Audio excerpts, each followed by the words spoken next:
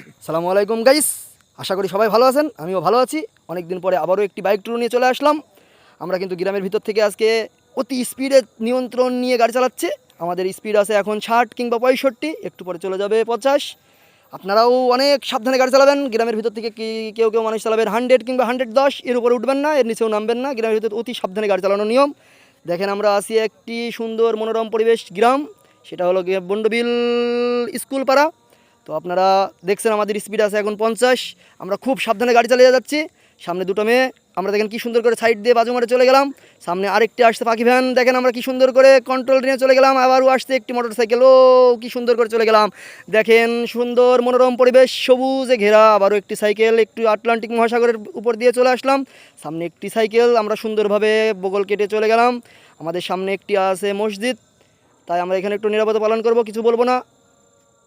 মসজিদটা পার হয়ে গেলাম, আবারও চলে আসলাম। একটু দেখছি দোতলা ঘর, কিন্তু আবারও চলে এসেছি একটা মাইক্রো গাড়ি, না এটা মোটর সাইকেল, হয়তো আমার চোখে দেখা ভুল ছিল।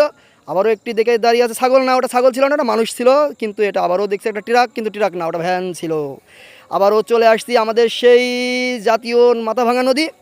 এই সেই নদীর মাঝখান দিয়ে চলে যাচ্ছি, কিন্তু না, নদীর মাঝখান দিয়ে না, নদীর পাশ দিয়ে চলে যাচ্ছে একটু চিকন মনোরম রাস্তা। দেখেন আমাদের নদীটি কিন্তু ডুবে আছে, পানাতে ভরা।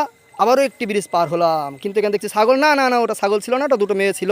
তো আমার বোলারে দেখার ভুল ছিল, তাই আমি আবারও যাচ্ছি একটি মাইক্রো গাড়ি, কিন্তু মাইক্রো ছিল না, ওটা ভ্যান ছিল। আবারও যাচ্ছি, একটা ব্যাগ আছে, ব্যাগ, আমরা অতি সাবধানে যাব।